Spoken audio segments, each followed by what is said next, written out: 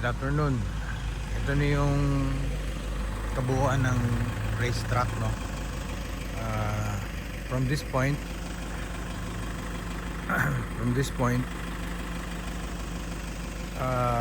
dito nakalagay yung water ditch. Ito siya. Ito may tubig.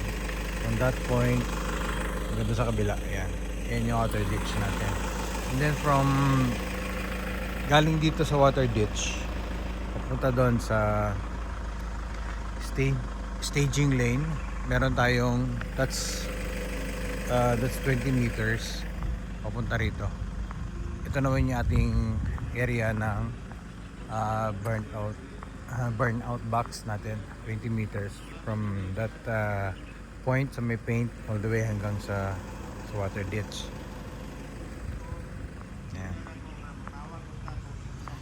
And then ito namang may paint here hanggang sa kabilang dulo. Ito naman yung staging lane natin. So, ang middle nito, ito yung starting point ng car. Ayan. This gap, ayan, dyan ilalagay yung sensor. So ito yung starting point namin, this area.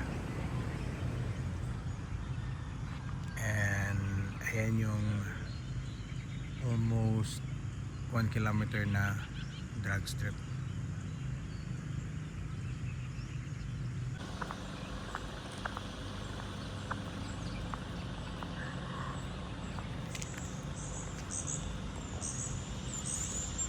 Tapos yung kabilang side, ito yun, dito ilalagay yung tent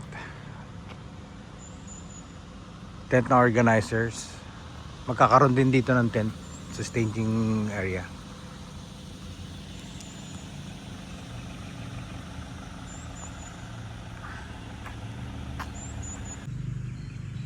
And then behind all these barricades hanggang doon sa dulo, meron doong return route na two lanes. Not separate. This barricade, ito yung nagsaseparate sa drag racing. Yes, ito sa kabila. Ayan, ito naman yung return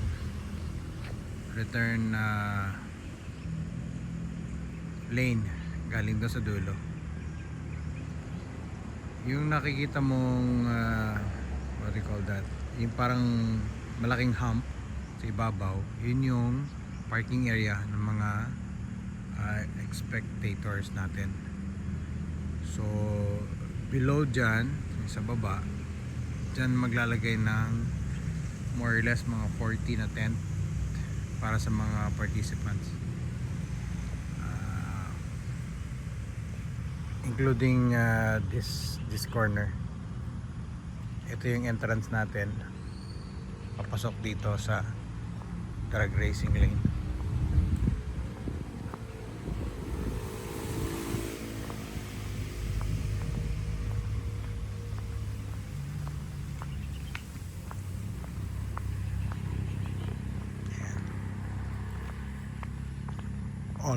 All concrete na lahat, wala kang makikita ng lupa.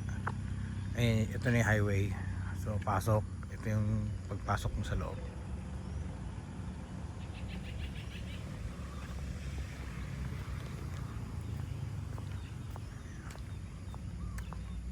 Actually ito ano to bali 4 lanes to siya.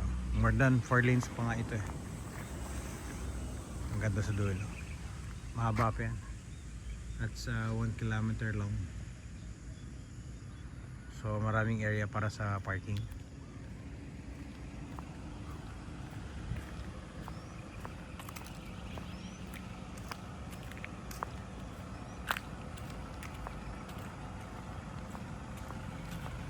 And all the edges pala naka thermal paint na.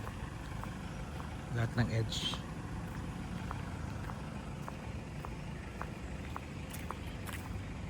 Including this concrete barricade, naka thermal paint na rin yung ibabaw.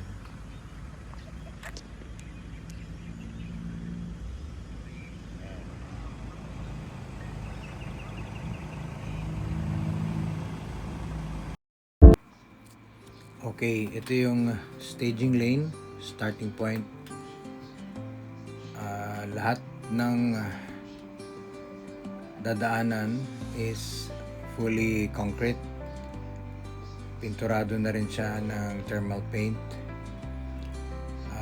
Pati yung barricade natin sa right side, meron na rin siyang paint. Yung length nung drag strip is around 960 meters. So almost ano na siya, 1 kilometer.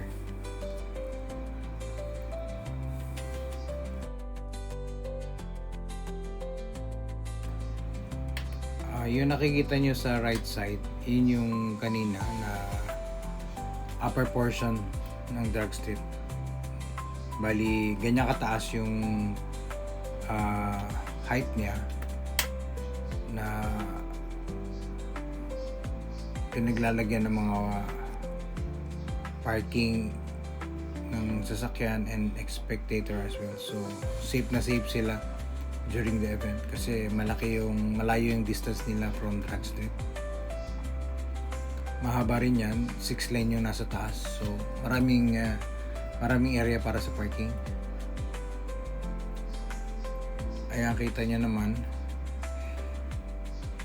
Ang ganda, pantay ang pagkaka-concrete ng drag strip, no? Talagang binigyan ito ng panahon at oras na may-ari. Then itong line, ito yung quarter mile finish line. Yan yung makikita nyo from starting at saka yung line na yan. So from that point, meron pang natitirang another 500 meters para sa breaking point.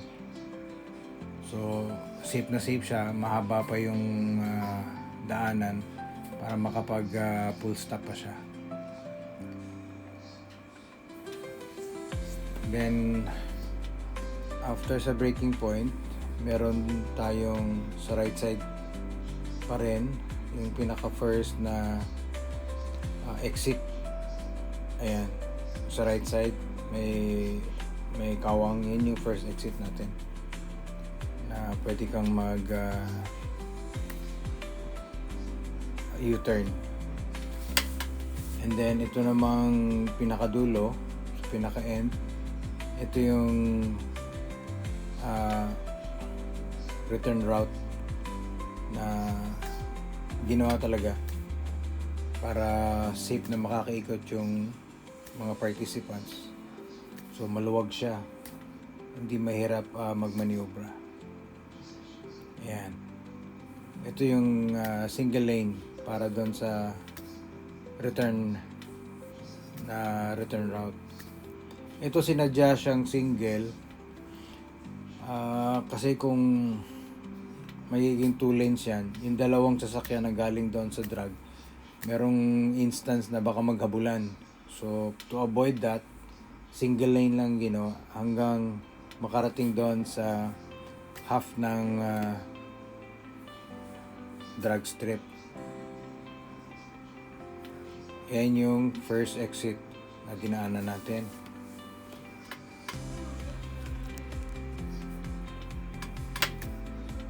Yung sa kabilang side na walang semento, available pa rin yan para sa mga parking kung sino yung gustong mag-park. Kung hindi ka kasya dun sa ibabaw, dito sa lower part, pwede pa rin sila mag-park dyan. Ayan. Yung single lane hanggang dito lamang, right after paakyat doon naman sa parking area. So ito 2 lanes na yan. Ito ang aakyatan natin. Ito yung parking area ng mga spectators, guests, and yung mga manonood. Actually, yung lapad nito is more than 6 lane. And then, yan, meron siyang railings na sa gilid for safety sa mga manonood. Yan, this is 6 lane. So, ang gagawin namin dyan is tatlong parking area.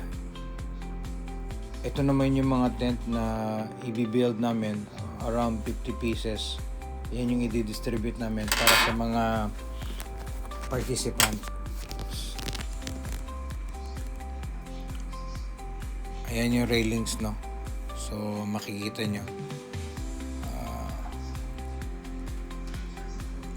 Ito yung safety features para yung mga tao hindi upo dito sa edge. Ayan. Steel bars. So from here makikita nyo yung starting point doon sa kabila and all the way hanggang doon sa finish line. So maganda yung view mo. Itong baba nito, yan 2 lanes yan. Yung isang lane dito sa loob, yan ang paglalagyan ng mga tent para sa participants. And then yung isang natitirang lane, yun yung dadaanan nila. Ayan, sobrang lawak. So maraming area para sa parking.